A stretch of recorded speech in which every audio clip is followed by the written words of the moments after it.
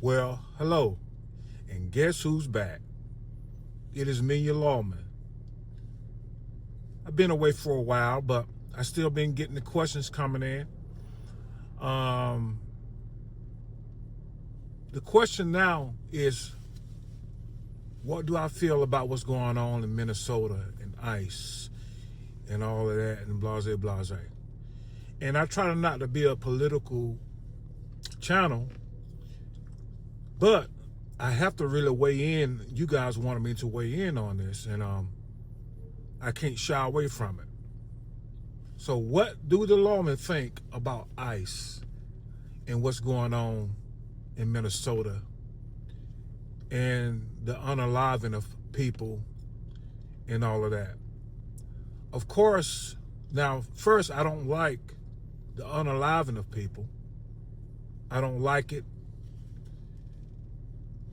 But as a 30-year officer, I know that it might be necessary for my job.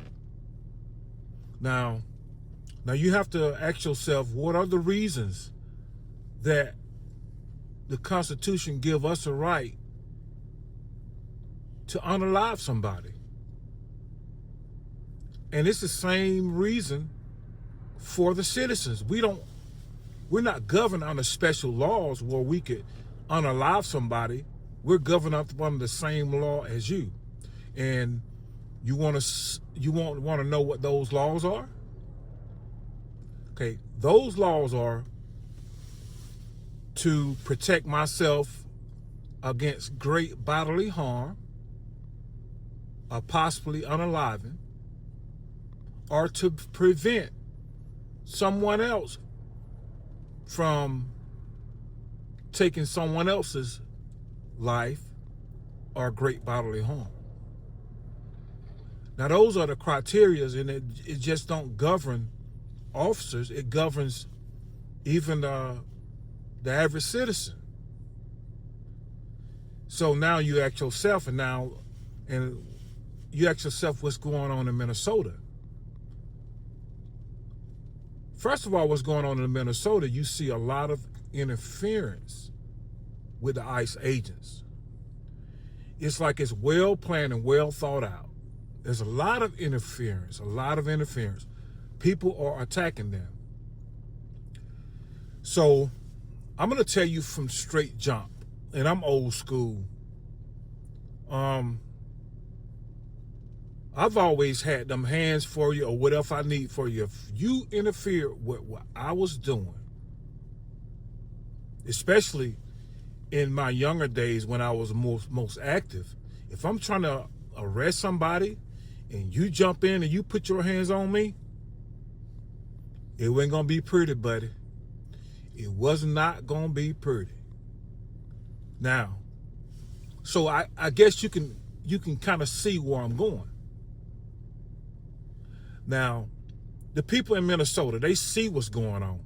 They see the unaliving of these people, and they are still interfering in the ICE agent's job. And then they want to cry, and they want to complain. I mean, what do you expect? What do you expect? Because I'm not going to let nobody come up and punch me. I am older, and I still won't do that now. Come up and throw stuff and hit me with bottles and stuff. Yes, I'm going to defend myself. These ICE agents are not just randomly attacking people. And I am not making an argument on whatever political side of the fence you on. I'm not making a political argument. That's just what we do. That's just law enforcement, whether you vote left or right or you up the middle. And if you know that you could possibly get severely injured or unalived because it's been happening, why would you go and put yourself in that situation? Why?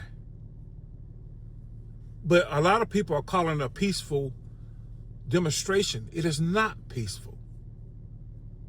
Throwing bottles, coming with sticks, interfering with agents, and here's the thing. And I can get if you are coming up and you see your mother or your wife or your children or somebody getting manhandled, I can see you losing it and jumping into that. But these people are interfering and they have absolutely no kind of interest in it. No family member or nothing. And they're interfering. And when the ICE officers do what they have to do, they want to cry. So, I'm going to tell you right now, any good officer, if he is interfered with to the point where he is put in jeopardy, he's going to defend himself. Any good officer, I know I would. You are not going to leave me strolling out and knocked out in the street and me not do all that I can to defend myself. That's just not going to happen. That is not going to happen.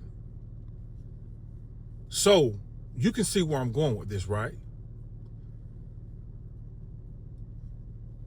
When you see the ICE agents or any officer, whether he's an ICE agent, whether he's a police officer or a deputy or whatever, you need to mind your business. You need to let that thing play out. And if you think that officer violated this person's rights or whatever, you need to go ahead and do it in the correct way. You need to go ahead and file reports. You need to go ahead and try to make cases and be a good witness. Because I'm going to tell you, you're not going to win when you're coming up against the government, especially the federal government. You're not going to win. You are not going to win that, especially when you're coming with violence. And from what I can see, that what's going on in Minnesota, it appears to be the same thing that went on in St. Louis. A lot of those people were paid agents. In St. Louis, the ground floor Black Lives Matter, the locals who actually started Black Lives Matter, which all of them ended up mysteriously unalived, and these two women took over after that, who were paid agents. All these people were getting off these buses. They was getting off these buses with pipe bombs, face masks, tear gas, all kind of stuff. So, this is my first video in about a year or more, and I know I try to add a little humor in it, but people asking me, what do I think? I think that you need to mind your business and be a good witness. And if you see something, record. You can always record. Record from a safe distance, though. Do not interfere.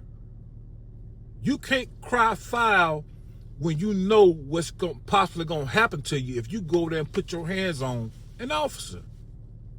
You can't then cry foul. Well, I mean, you can cry foul, but it's not going to do you any good.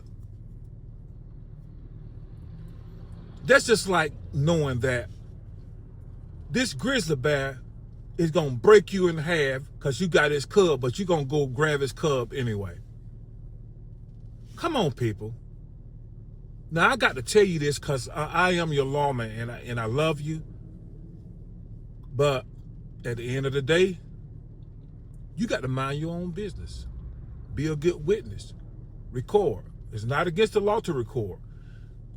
Just do it at a safe distance where you're not interfering with the agents.